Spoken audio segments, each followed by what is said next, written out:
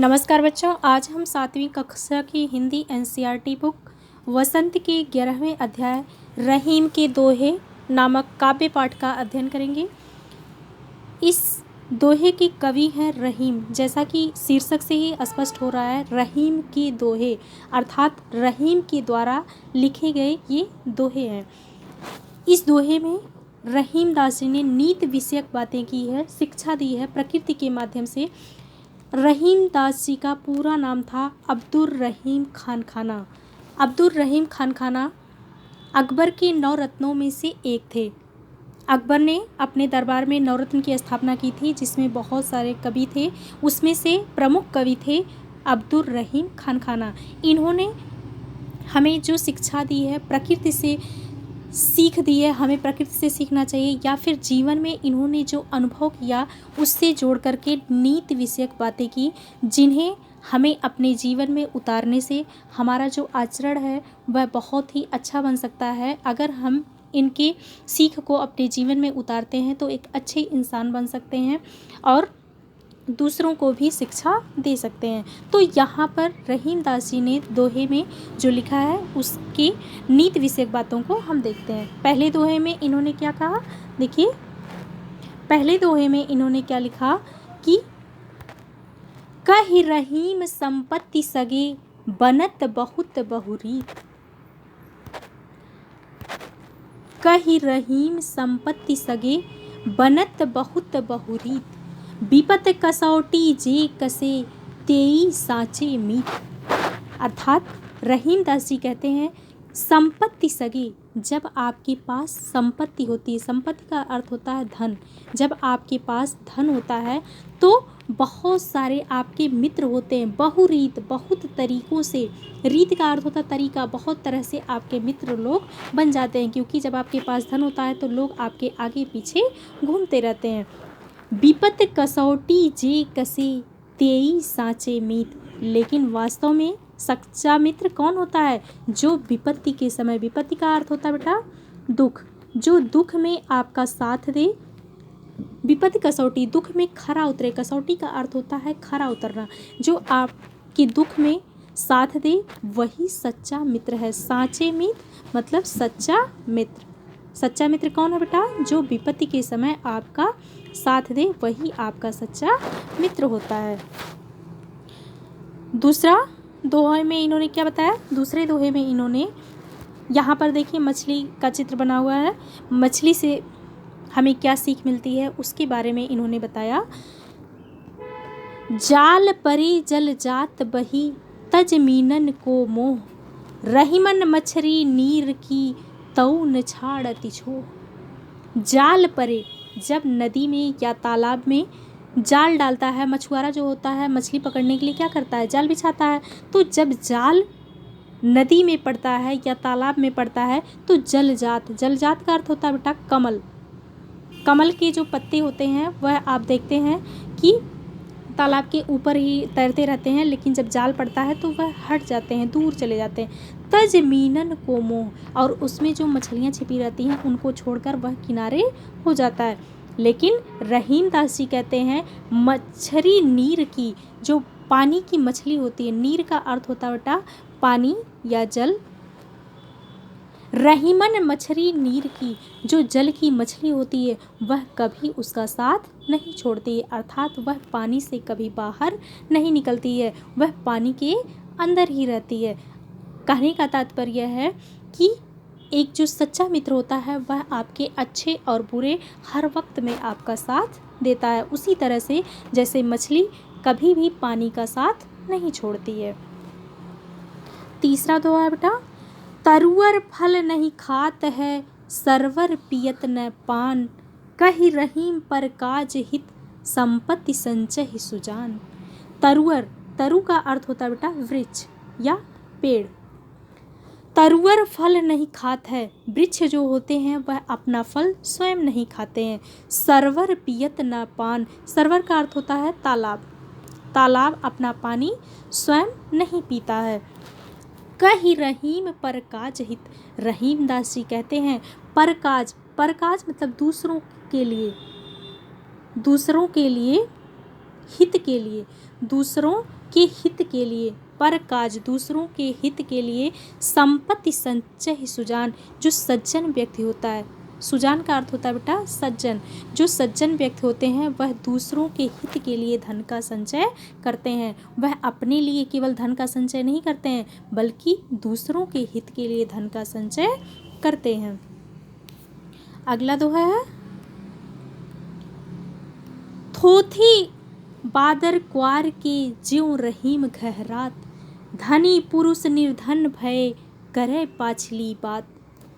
यहाँ पर थोथी बादर क्वार के, क्वार का महीना जब बारिश खत्म हो जाती है, बारिश का महीना होता है आषाढ़ सावन भादो, क्वार में बारिश खत्म हो जाती है, लेकिन उस समय कभी कभी आप देखते हैं, क्वार का मतलब होगा आपका सितंबर या अक्टूबर का फर्स्ट वीक, तो उस समय का जो मौसम होता है उस समय आप देखते हैं कि बारिश कम होती है, लेकिन अगर होती है तो बादल बहुत तेज़ आवाज़ करते हैं, बहुत तेज़ गरजते हैं। तो वह बादल कैसे होते, थोथे, थोथा का अर्थ होता है हल्का, जो हल्के बादल होते हैं अर्थात उसमें पानी कम होता है, लेकिन वह आवाज़ तेज़ करते हैं और वह तेज़ आवाज़ करके हमें पुरानी बारिश का याद दिला देते हैं। जैसे सावन में तेज़ बारिश होती है ना, तो जब बिजली कड़कती है और तेज़ आवाज़ गरजने की आती है बादलों की, तो हमें ऐसा लगता है कि कहीं घनघोर बारिश ना हो जाए।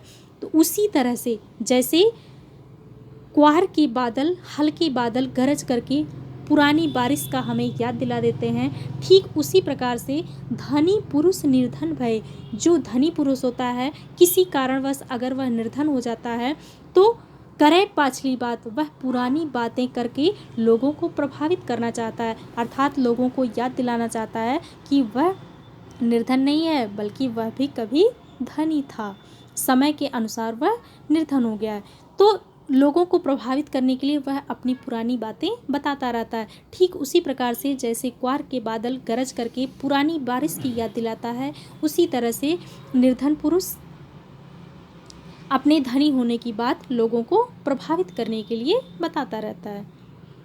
अगला दोहा बेटा, धरती की सी रीत है शीत घाम औ मेह, जैसी परे सो सही त्यों रहीम यह देह।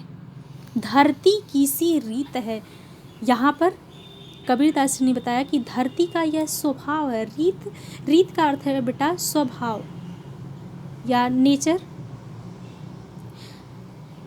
धरती का स्वभाव क्या है, वह शीत, यहाँ पर शीत का मतलब है ठंडा, ठंड का मौसम, घाम मतलब धूप, गर्मी का मौसम, गर्मी के मौसम में बहुत तेज़ धूप होती है, और मेह मतलब बारिश का मौसम, बारिश। धरती का स्वभाव है कि वह जाड़ा, गर्मी, बरसात सभी को समान रूप से सह लेती है, चाहे जाड़े का मौसम हो, चाहे गर्मी का मौसम हो या बारिश का मौसम हो, वह सभी को समान रूप से सह लेती। कभी भी धरती जो है अपना धैर्य नहीं त्यागती है।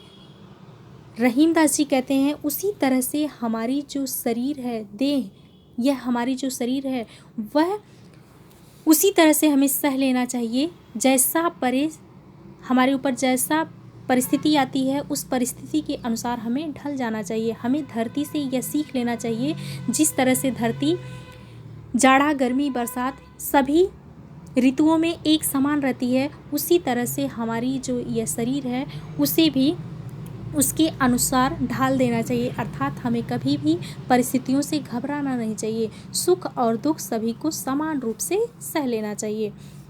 इसी के साथ ही रहीम के दोहे समाप्त हो जाते हैं।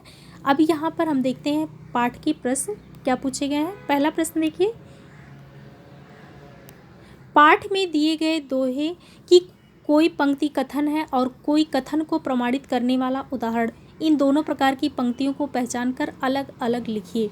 यहाँ पर बेटा आप देखेंगे कि यहाँ पर जो दोहे आए हैं यहाँ पर कथन है। ये क्या कथन है, जाल परे जल जात बही तज मीनन को में मोह, जाल के पड़ने पर कमल के पत्ते बह जाते हैं मछली के मोह को छोड़कर, यह कथन कहा गया, यह आपका कथन है। अब इसको प्रमाणित करने के लिए कवि ने क्या लिखा, प्रमाणित पंक्ति। ये जो रहीमन मछली नीर की तऊ न छाड़त छो, जैसे मछली जो होती है वह पानी का साथ कभी नहीं छोड़ती। यह प्रमाणित पंक्ति है, प्रमाणित पंक्ति। इसी तरह से यहाँ पर आप देखेंगे इस दोहे में, थोथे बादल क्वार के ज्यों रहीम खैरात। जो हल्के बादल क्वार के होते हैं वह उसी तरह से तेज गर्जना करके पुरानी बारिश का याद दिलाते हैं, जैसे ये आपका कथन था।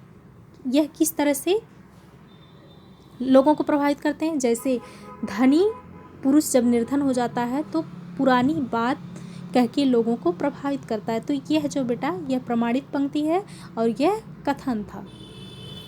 इसके उत्तर में आप यहाँ पर ये पहली लाइन लिखेंगे कथन और दूसरी लाइन में लिखेंगे प्रमाणित पंक्ति। अब देखते हैं दूसरा क्वेश्चन क्या है बेटा। दूसरा क्वेश्चन है, रहीम ने क्वार के मास में गरजने वाले बादलों की तुलना ऐसे निर्धन व्यक्तियों से की है जो पहले कभी धनी थे और बीती बातों को बताकर दूसरों को प्रभावित करना चाहते हैं। दोहे के आधार पर आप सावन के बरसने और गरजने वाले बादलों के विषय में क्या कहना चाहेंगे।